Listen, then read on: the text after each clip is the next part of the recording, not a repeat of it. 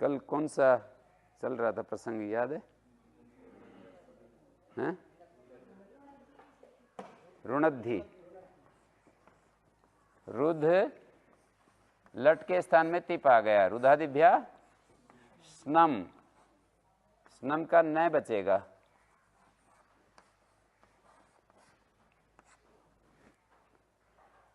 मिदचोन्त्यात्परा ने ये काम किया कि अचू में अंतिम अच से परे बिठा दिया, नहीं तो ये कहाँ बैठता यदि ये सूत्र नहीं होता तो। स्नम चूंकि प्रत्यय है इसलिए यहां आकर के बैठता ये। यदि इसको मित नहीं करते, केवल स्ना कर देते स्ना, तो इसका स्थान ये होता। अभी यहां हो गया है।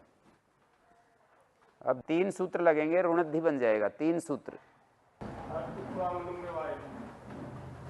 हाँ, एक तो इन्होंने बता दिया। र से उत्तर ऊ के व्यवधान में न गुण है, तो यहाँ पर 2 सूत्र और लगेंगे रुणद्धि बनाने के लिए। ये शब्द है अपने पास, आप बताओ। झसस तथोर्धोदा, झस से उत्तर तय थे को ध होता है। ये दूसरा,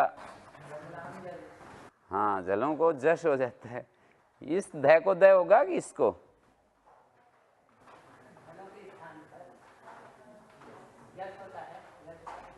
हाँ, जलों के स्थान में जश होता है, झस परे रहते। ये झस परे है तो इसके स्थान में जश हो गया। ये इस तरह से बनेगा। इसी को दूसरे ढंग से लिखते हैं तो ये ऊपर वाला लिखा है मैंने। पहले दकार है फिर धकार है, ये जो लिखा है ना, जो ऊपर वाला अक्षर होता है वो पहले होगा। जैसे प्रकाश में प पहले र बाद में है।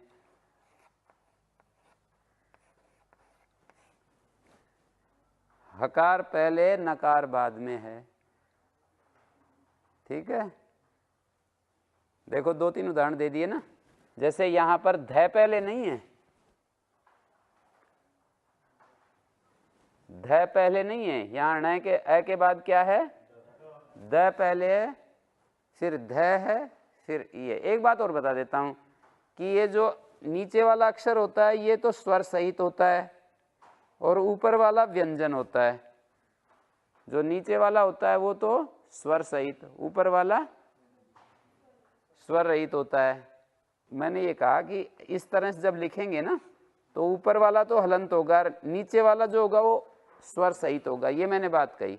कोई ऐसा उदाहरण दो जिसमें ऐसे लिखें और उस ऊपर वाला तो लगा देते हैं ना वो हलंत नीचे वाले में, जैसे वो व्यंजन है रूप वाला 4।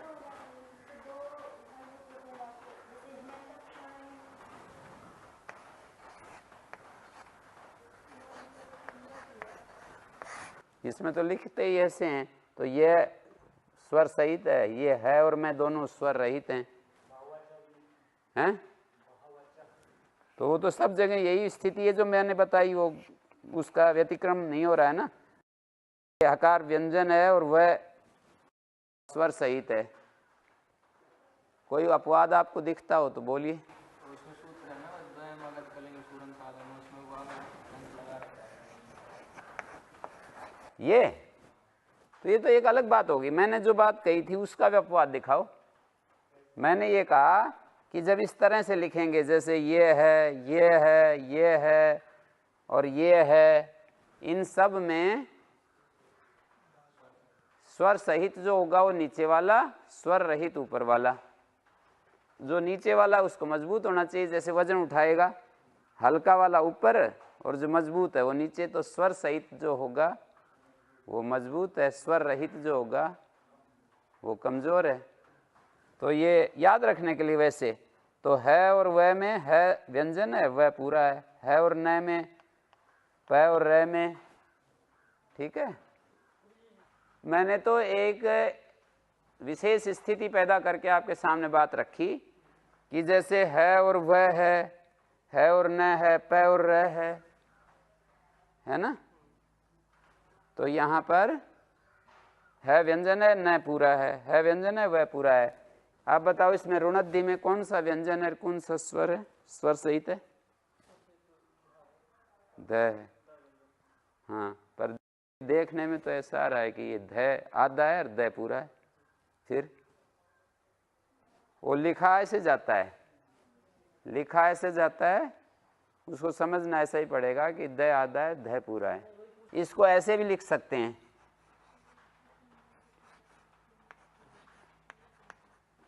ऐसा लिखने पर भी ये जो दोनों पहले वाले व्यंजन है, यकार के लिखने की बनावट है ये।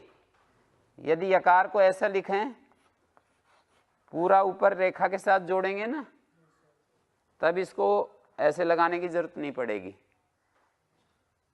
ये जो लिखावट है इसमें ये करने की जरूरत नहीं है, यहां पर ये करने की जरूरत है। बात एक ही दोनों, ऐसा नहीं कि ये अलग हो गया और ये अलग हो गया।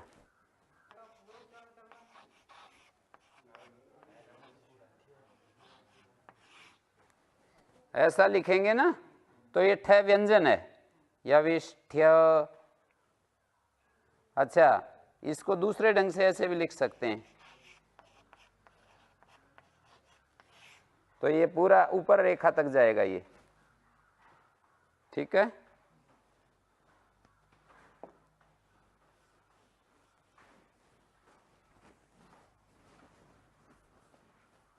पयस शब्द है, नपुंसक लिंग में जस आया, जस ससो शी हो गया।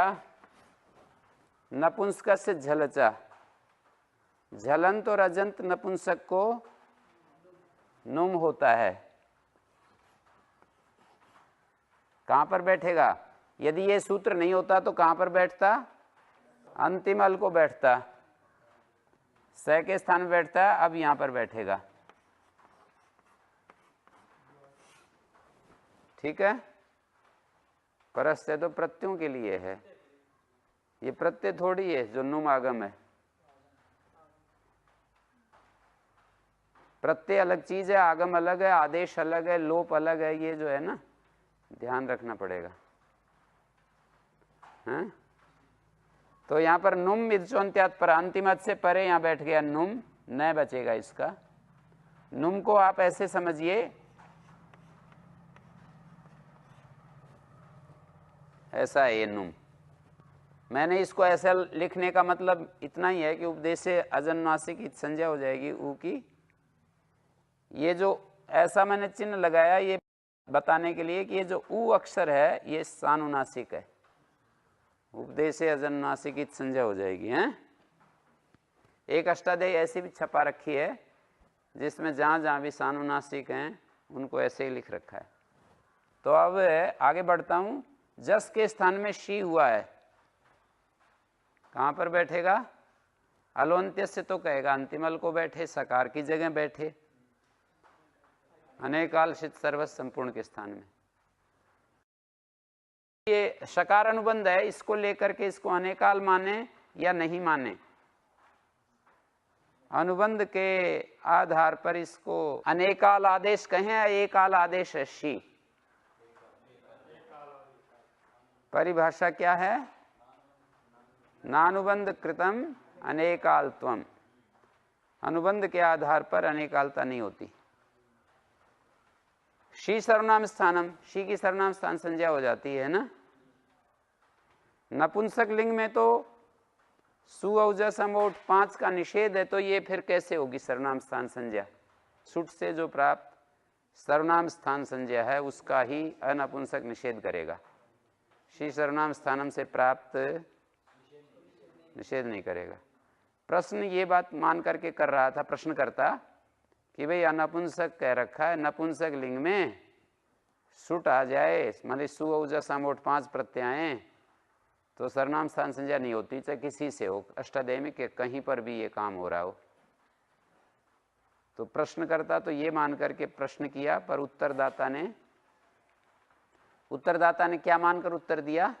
अनपुंसक जो है, अनपुंसक सुट करके जो प्राप्त सर्वनाम स्थान संज्ञा उसका निषेध करेगा, ना कि सी सर्वनाम स्थान। सर्वनाम स्थान संज्ञा होगी तो एक सूत्र है शांत मेहता संयोगस्य, वो ये कह रहा है सकारांत संयोग के नकार की उपधा को दीर्घ होता है। अब ये बताओ सकारांत संयोग है यहाँ, नकार और सकार का संयोग है, वो संयोग सकारांत है। शांत मेहता संयोग छठे अध्याय के चौथे पाद में देखो निकाल करके, उसमें अनुवृत्ति आ रही है सर्वनाम स्थाने की, सर्वनाम स्थाने चा संबुद्धों की अनुवृत्ति आ रही है। तो अर्थ ये होगा कि सकारांत संयोग और महत शब्द का जो नकार, उसकी उपधा को दीर्घ हो जाता है। शांत संयोग और महत शब्द के नकार की उपधा को दीर्घ हो जाता है। तो देखो नकार और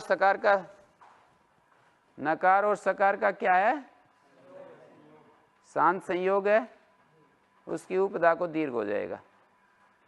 तो यहाँ नकार की उपधा क्या है, हलोन्त्यात पूर्व उपधा। सकार की उपधा देखोगे तो नकार आएगा, पर नकार की उपधा देखेंगे तो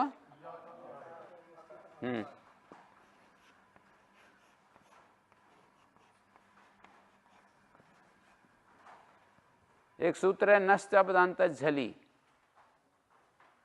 नश्चापदांत झली कहता है अपदांत नकार और चकार से मकार, इनको अनुस्वार हो जाता है, मोनुस्वारा की अनुवृत्ति आ रही है। नश्चापदांत झली, उसमें चकार से मैं की अनुवृत्ति आ रही है, मोनुस्वारा। नकार और मकार अनुस्वार की भी है, अपदांत नकार और मकार अनुस्वार होता है झली, झल के पर रहते हैं। झल में ये सकार आ गया,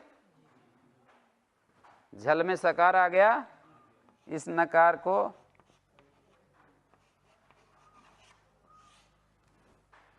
ठीक है। नश्चा पदांत झली, झल में सकार आ गया, सकार के पर रहते नकार, अपदांत नकार है ये, तो अनुस्वार हो गया, पयांसी रूप बन गया हैं। यशस शब्द से यशांसी, पयांसी। अजंत नपुंसक होगा तो कुंडानी बन जाएगा, कुंड जसोशी। अजंत नपुंसक को नुमागम होता है। यदि ये सूत्र नहीं होता तो अलवंत्य से आकार के स्थान में नुम बैठता, अब आकार को नहीं होगा, यहां पर बैठेगा ये नुम, और नुम का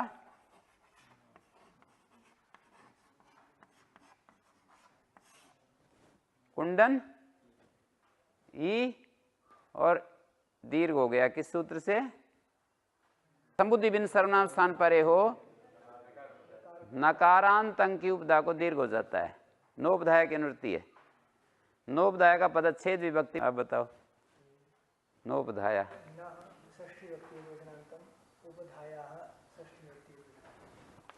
फिर यहाँ न है तो उपधाया, सूत्र ऐसे नोपधाया कैसे बन गया।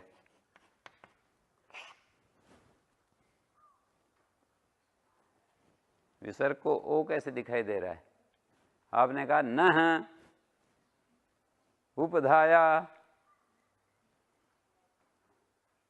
हाँ जी नारायण जी,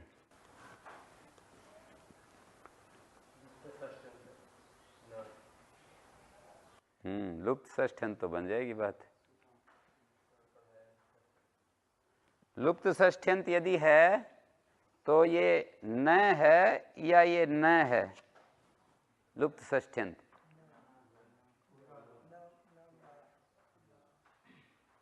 तो न तो यहां नहीं है, ये तो न केवल व्यंजन है,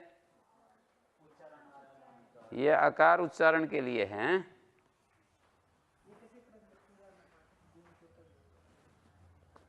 गुण तो तभी होगा ना नोपधाया, ए और ऊ को नो तो तभी बनेगा जब न में आकार होगा।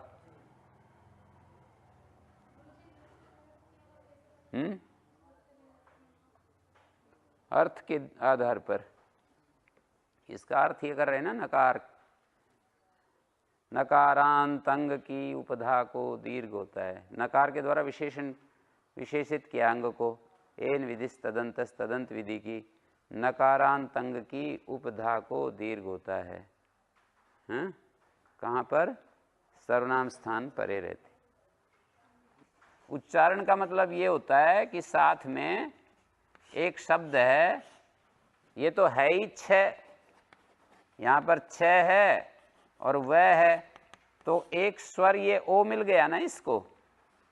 ये तो तीन व्यंजन है, जैसे च छ वह तीन व्यंजन है, बाद में ओ है, तो एक स्वर यदि मिल गया तो वही सब की हेल्प कर देता है उच्चारण कराने के लिए। एच ही ग्रस्वादेश से एच पदच्छेद कर रहा हूं साथ में।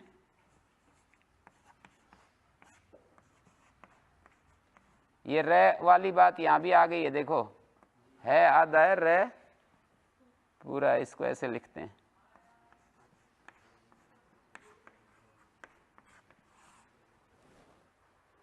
ये तो असमस्त पद है, और ये वाला ह्रस्वादेश में क्या समास है?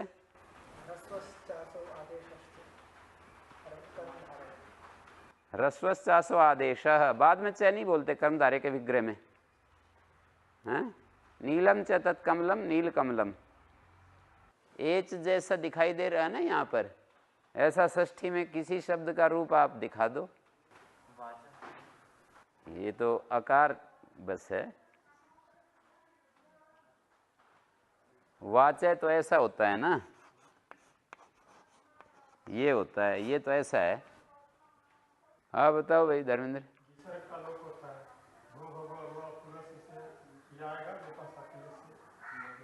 जैसे यहाँ पर र है ना, मूलतः यहाँ पर र है, कैसे र है? एच और ऐसे आज, अब तो आपको पूरा प्रकृति प्रत्यय विभाग जानते हो ना। एच शब्द से गंस विभक्ति आई, षष्ठी में गंस आती है, इसमें मिला दिया तो एचस, ससज सो रू, तो एच र, आगे ई कहना भो भगो गो पूर्वस्य योशी, अवर्ण पूर्वक र को ये हो जाएगा और अवर्ण पूर्वक ये का लोप हो जाएगा। और फिर ये जो है यहाँ पर आध गुणा क्यों नहीं हो रहा है? यकार दिखने लगा, तो यकार दिखने से क्या बाधा पड़ गई? यकार के और के बीच में आ गया ना, और हाँ, ऐ के बीच में यकार आ गया, इसलिए फिर सीधा ऐ सीधा मिले ना आमने सामने, तब गुण होता है। र की स्थिति विसर्ग हो सकता है, र को ऊ हो सकता है, र का लोप हो सकता है, तीन ही तो है। फिर विसर्ग को स हो सकता है। जो र है ना, वो तो सीधा सूत्रों में ही है ना, उन पर ध्यान दो, बस पता लग जाएगा। भो भगो अगो पूर्वस योशी अश,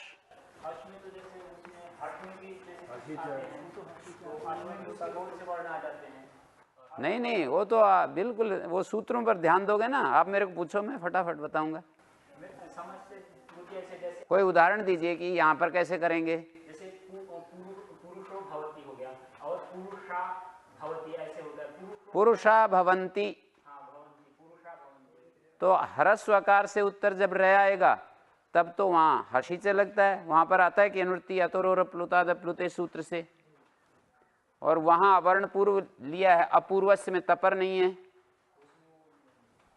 भो भगो अघो अपूर्वस्य पढ़ा है ना, तो अ तपर नहीं है, तपर नहीं है तो अ से आ भी ले लिया जाएगा, अ या आपूर्व में है जिसके दोनों ले लिए जाएंगे।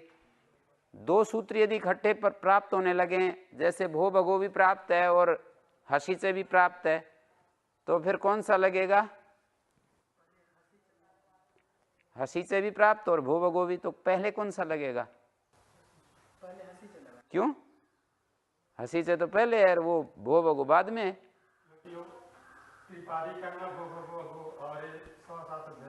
हाँ, तो भो भगो ये जो तीन पाद और सवा सात में यदि टक्कर हो जाए, सवा सात जीतता है। तो कोई चीज वैसे याद नहीं रहे तो कोई इंसिडेंट के साथ याद करोगे ना, किसी घटना के साथ याद करोगे तो हो जाएगी फिर वो। जैसे लह कर्मणि च भावे च कर्म के सूत्र का मैं अर्थ मेरे को आता नहीं था। मैंने एक दिन कहा हमारे आचार्य जी को, मैं ये सूत्र मेरे को समझ में नहीं आता है। तो आचार्य जी को मैंने कहा ये बोलो, 1 सेकंड में समझाते हैं। तो वहां पर लह कर्मणि च भावे च 2 बार च पढ़ा है ना, बोले 2 बार कर्तृपद की अनुवृत्ति आ रही है। तो सदा के लिए मैंने कहा तो आ गया। अकर्मक धातु से 2 वाक्य हो गए, लह कर्मणि च 1 वाक्य, दूसरा भावे च अकर्म केभ्या। तो उन्होंने कहा कि 2 प्रकार के धातु हैं, अकर्म केभ्या और सकर्म केभ्या। यहाँ आ जाएगा परिशेष न्याय से। तो वाक्य 2 बन गए, सकर्म केभ्या। सकर्मक धातुओं से लकार कर्मणि च कर्म में और कर्ता में, अकर्मक धातुओं से लकार भावे च भाव में और कर्ता में। तो ऐसे उन्होंने कहा च 2 बार है तो 2 बार कर्तृ का संबंध करो और 2 वाक्य बनाओ। तो आगे महाभाष्य पढ़ते समय एक मेरे को बात समझ में नहीं आ रही थी बार बार। तो मैंने उनसे, जिन आचार्य विष्णुदेव जी से पूछा कि ये क्या बात है, ये पकड़ में ही नहीं आके दे रही है। तो उन्होंने कहा कई कारणों से धातु सकर्मक भी अकर्मक हो जाती है, उनमें एक कारण अविवक्षित कर्मता है। इस बिंदु को सामने रखकर विचार कीजिए। तो आ गई तत्काल। कोई ऐसा संदर्भ था तो उन्होंने कहा कि कई कारणों से सकर्मक धातु भी अकर्मक हो जाती है, उनमें एक कारण ये भी है अविवक्षित कर्मता। तो इस बिंदु को सामने रख करके विचार कीजिए। तो ऐसे जो है कोई एक इंसिडेंट, कोई एक घटना, कोई ऐसे उसको जोड़ देंगे। एचैक ह्रस्वादेशे आपने पूछा रहे कि क्या क्या स्थिति, तो भो भगो को पूर्वस्य योसी, एक तो ये स्थिति है, एक हसीच है, अतोरोर प्लुताद प्लुते 2 सूत्र हैं, ये भी एक स्थिति है। और रह की एक स्थिति होती है खरवसान और विसर्जनीय, 3 स्थितियां होंगी। और एक चौथी स्थिति रह ही रहेगा, कुछ भी बदलेगा नहीं। किस स्थिति में रहता है? अग्निरस्ति, जैसे सकार हो जाता है उसको विसर्जन से, तो क के परे रहते भी उसको सकार होना चाहिए, कई जगह पे नहीं करते हैं। वर्ग के पहले दूसरे जो है ना, पहले दूसरे जैसे क ख और प फ होंगे तो वहां विसर्ग होता है और जीवामूल्य पद्मानी होता है। बस यही है अपवाद, और तो क्या है। विसर्ग को विसर्णीय से स हो जाता है, पर विसर्णीय से तो वही होता है ना जहां वर्ग के पहले दूसरे अक्षर हों, पहले दूसरे अक्षर हों या ऊष्म खर प्रत्याहार, मतलब विसर्णीय से में खर की अनुवृत्ति है। आप देख करके ही बता दो खर की अनुवृत्ति कहां से है। हाँ, मंडूक प्लुति से अनुवृत्ति है। कहीं कहीं अनुवृत्तियां जो है जंप करके जा रही हैं, तो खर की अनुवृत्ति जा रही है, एक देश की अनुवृत्ति है, अवसान की अनुवृत्ति नहीं है। खर अवसान और विसर्णीय से खर की अनुवृत्ति जा रही है किस सूत्र में? विसर्णीय स। तो रे को रे होता है और रे को विसर्ग होता है, रे को ऊ होता है, रे का लोप होता है। 4 स्थिति समझ में आ रही है मेरे? कहीं तो रे ही रहता है, जैसे स को रे तो पहले स्टेप पे हो ही जाता है, सो। ये तो सकार आएगा तो सब जगह रे तो हो ही जाएगा। सकार आया तो सो रू हो गया। उसके बाद 4 परिवर्तन हो सकते हैं। रे को ऊ हो सकता है, रे को ये हो सकता है, रे को विसर्जनीय हो सकता है, और रे ही रह सकता है। रे को जब विसर्जनीय होता है तो उस विसर्जनीय की 2 स्थिति हैं। विसर्जनीय या तो स हो जाए या विसर्जनीय रह जाए। विसर्ग को विसर्ग और विसर्ग को सकार।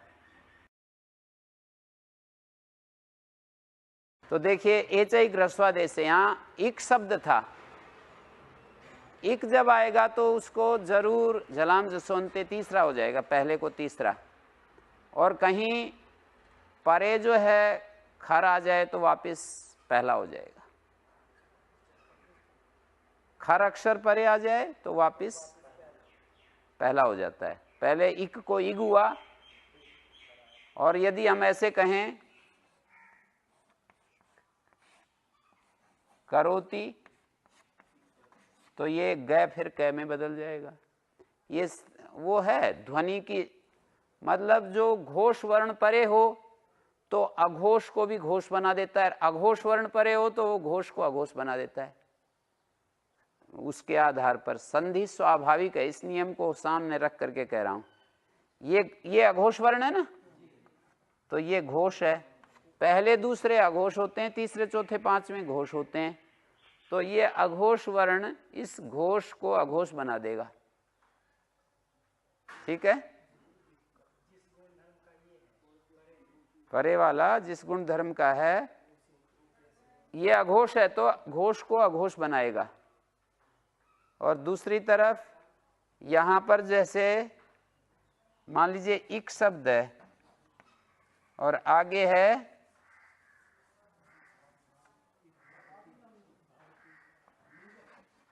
भवती है, तो ये घोष वर्ण है, तो घोष वर्ण है तो इसको घोष में बदल देगा, इग में बदल देगा।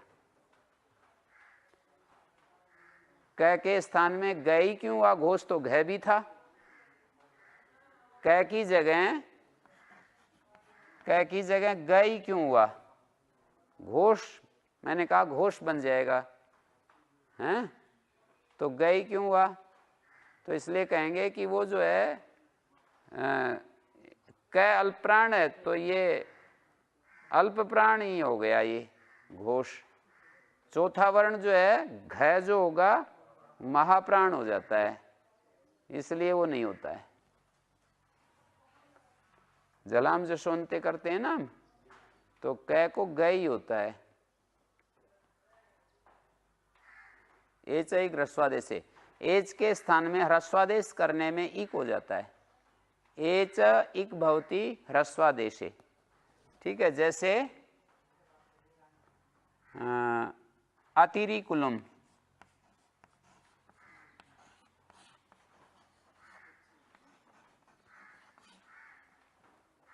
रई का अर्थ होता है धन, रायम अतिक्रांतम कुलम,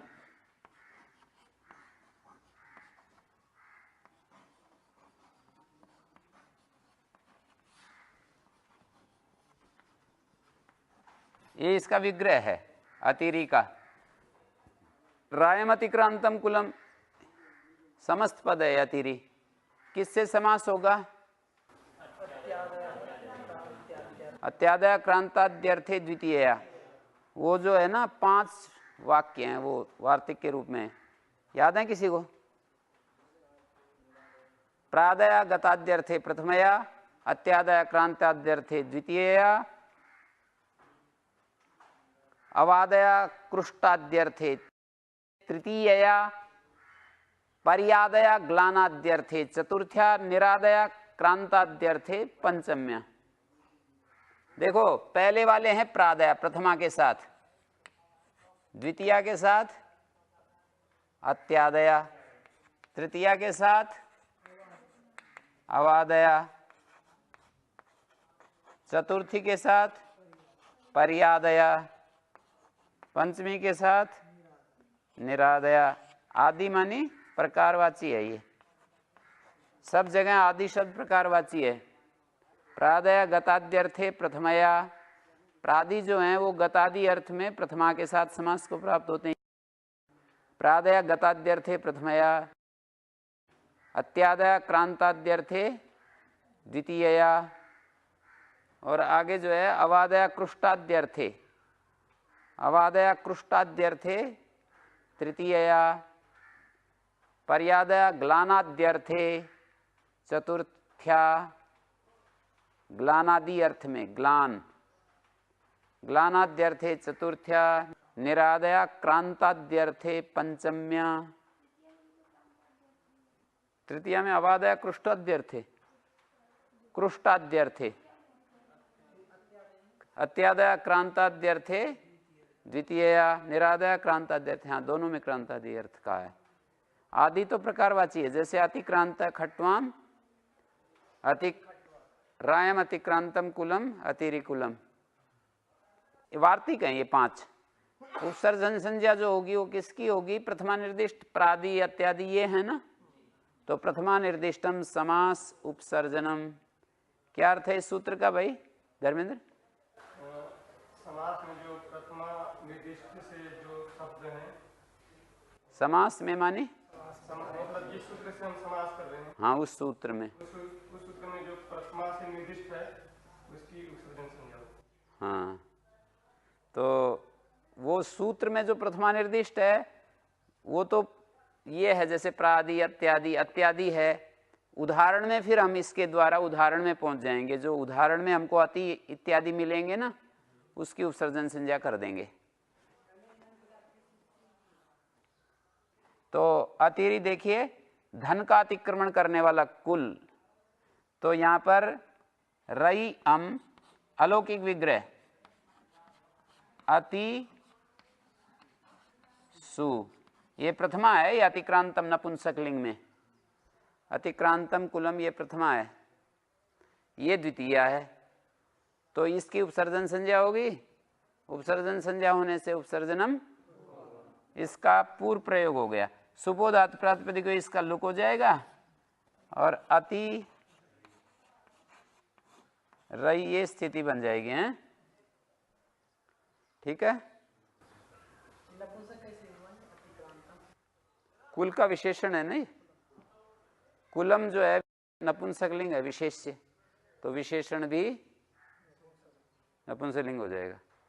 तो अतिरई कुलम को कह रहा है, ये शब्द पूरा कुलम को कह रहा है।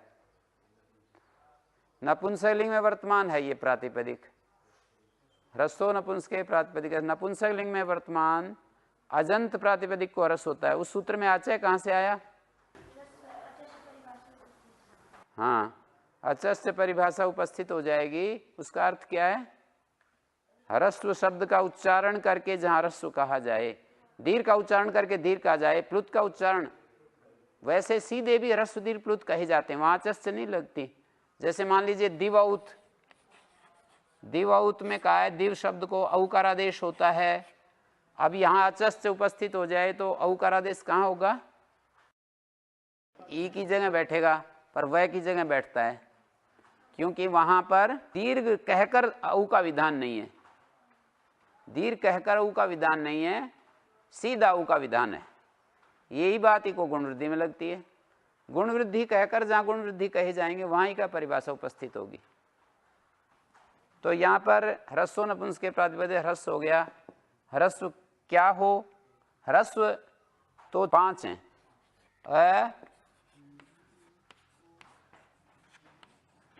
5 है ना ये, तो इसने कहा ह्रस्व, पांचों के पांचों उपस्थित हुए। फिर स्थानांतरतमा के नियम से आई की जगह ई आकर के बैठेगा, तो बन गया अतिरी और सु आएगा।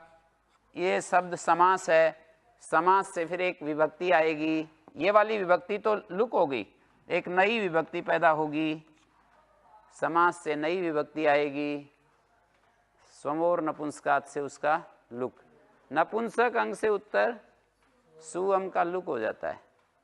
तो इस तरह से अतिरी बन जाएगा। हैं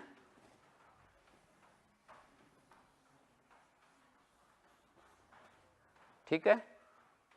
अतिरी कुलम, नावम अतिक्रांतम कुलम अतिनुकुलम, ये भी सारे सूत्र वही लगेंगे।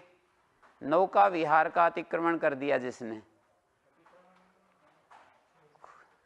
हद कर दी, मतलब भाई तो नौका ही नौका में चलता रहता है ये परिवार। हैं अति कर दी, अतिनुकुलम।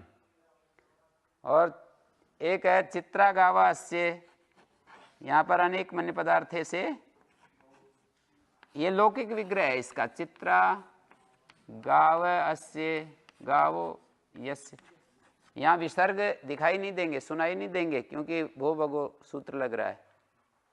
ये देखो अब ये अवर्ण पूर्वक में है ना, दीर्घ आपूर्व में है, तो हसीचय का तो विषय नहीं बन रहा। ह्रस्वकार से उत्तर जब आता है हर्ष वर्ण, तब ये लगता है। तो चित्र जस गो, गो जस सुपोदात प्रातिपदिक, ये चित्र गो बन गया। अब यहाँ पर बहुब्री जो होता है, एक तो उपसर्जन संज्ञा होती है और एक उपसर्जन का अर्थ अप्रधान होता है। ठीक है, एक तो संज्ञा होती है। उपसर्जन संज्ञा करने वाले अष्टाध्यायी में कितने सूत्र हैं कुल भाई? 2 हैं। एक विभक्ति चा पूर्व निपाते और प्रथमा निर्दिष्टम समास उपसर्जन। समास का मतलब है समास सूत्र में जो प्रथमा निर्दिष्ट है उसकी उपसर्जन संज्ञा होती है, हैं? समास सूत्र में। और दूसरा सूत्र एक विभक्ति चा पूर्व निपाते, इसका अर्थ क्या है? समासे का अर्थ है वहां पर विग्रह वाक्य। पहले वाले सूत्र में समासे का अर्थ समास सूत्र में।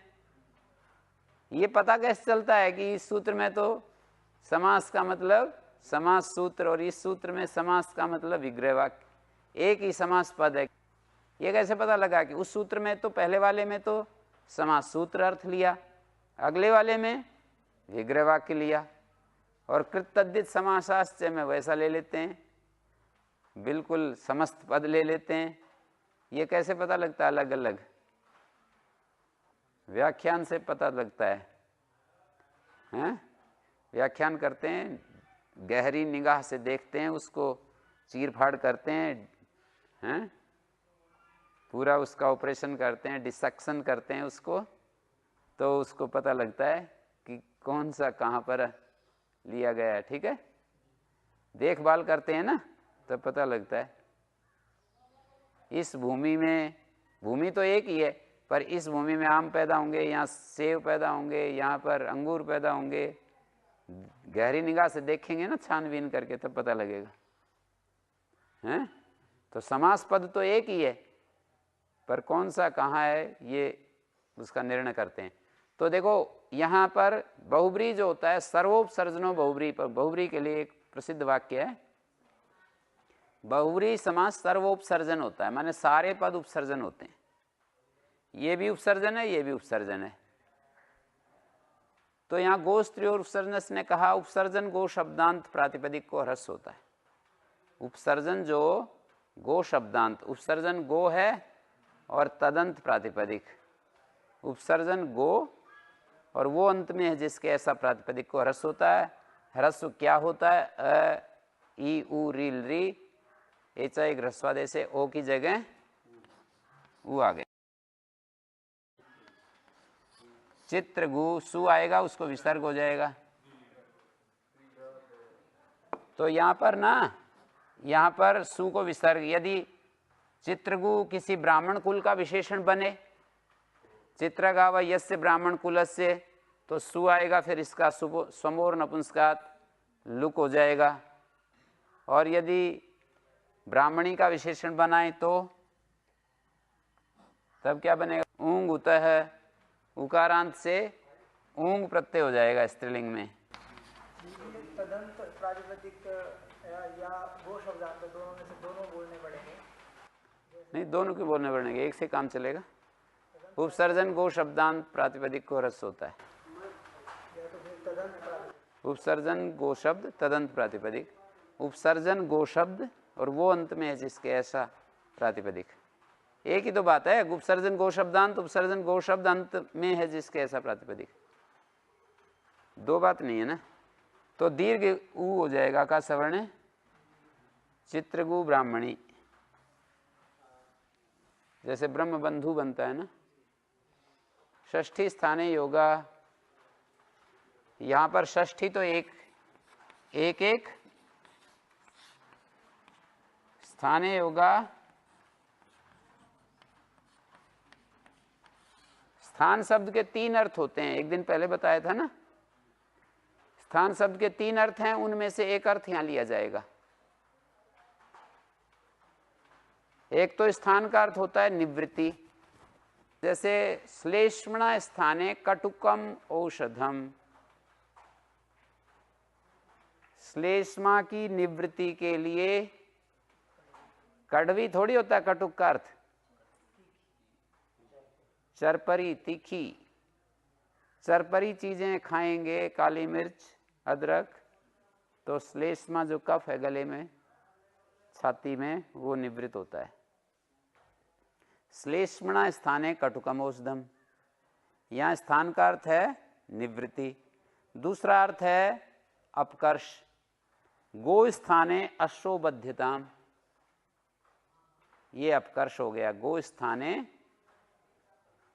ये हटा नहीं रहे गाय को, गाय अपकर्षण करके और उसकी जगह हटाते तो हैं इसमें भी, पर यहाँ पर वो हटाना अलग प्रकार का था। जैसे श्लेष्मणा स्थाने कटुकम औषधम, तो उसको जड़ामूल से खत्म कर दिया है ना। और जब हम कहते हैं गो स्थाने अश्व, गाय के स्थान में घोड़ा बांध दो, हैं, गाय की जगह घोड़ा बांध दो, स्थान परिवर्तन कर दिया, मतलब गाय के स्थान में घोड़ा ला करके बांध दिया। दो तरह से इसका अर्थ हो सकता है कि गाय बनती थी रोज, तो बोले आज गाय के स्थान में घोड़ा बांध दो भाई, और गाय की जगह घोड़ा बांध दो ना। लोक व्यवहार में ऐसे भी कहें गाय की जगह घोड़ा बांध दे, यहाँ पर जो है इस जगह गाय के स्थान में घोड़ा बांध दे, गाय की जगह घोड़ा बांध दे। स्थान का अर्थ जगह, मतलब गाय की जगह घोड़ा बांध दे। और एक स्थान का अर्थ प्रसंग होता है। दर्भाणाम स्थाने शरई प्रस्तरितव्यम, दर्भों के प्रसंग में जो शर होते हैं ना, वो बिछा दो। कहीं यज्ञ में बिछाने का, दर्भ बिछाने का प्रयोजन था, बोले दर्भों के प्रसंग में शर बिछा दो, दर्भों के प्रसंग में शर बिछा दो। तो वहाँ पर दर्भ भी अपने जगह में है, दर्भों को हटा नहीं रहे, पर यहाँ पर इस संदर्भ में, इस यज्ञ विशेष में दर्भ मत बिछाओ, शर बिछा दो। ठीक है, तो यहाँ पर ये वाला अर्थ नहीं लेंगे स्थान का, निवृत्ति और अपकर्ष। इसलिए नहीं लेंगे कि शब्द अनित्य नहीं होने चाहिए। एक बड़ा सिद्धांत है वैयाकरणों का कि शब्द जो होते हैं नित्य होते हैं, अर्थ भी नित्य होते हैं, उनके संबंध भी नित्य होते हैं। एक बड़ा सिद्धांत है। यदि किसी को विश्वास हो जाए तो पूरा वेद उसके लिए फिर नित्य हो जाएंगे। शब्द नित्य होते हैं, उनके अर्थ भी नित्य होते हैं, संबंध भी नित्य होते हैं। मानी शब्द का जो अर्थ के साथ एक संबंध है, वाच्यवाचक संबंध है कि इस शब्द का ये अर्थ लेना चाहिए, नित्य। ये शब्द नित्य, अर्थात वेद में जितने शब्द बोले जाते हैं वो सब नित्य हैं, और उनका जो अर्थ है, शब्दों का जो अर्थ है वो भी नित्य होता है। और शब्द का और अर्थ का जो परस्पर संबंध होता है ना, वो भी नित्य होता है। शब्द और अर्थ का परस्पर जो एक वाच्यवाचक संबंध है वो भी नित्य होता है। तो यहाँ पर जो है स्थाने योगो अस्या,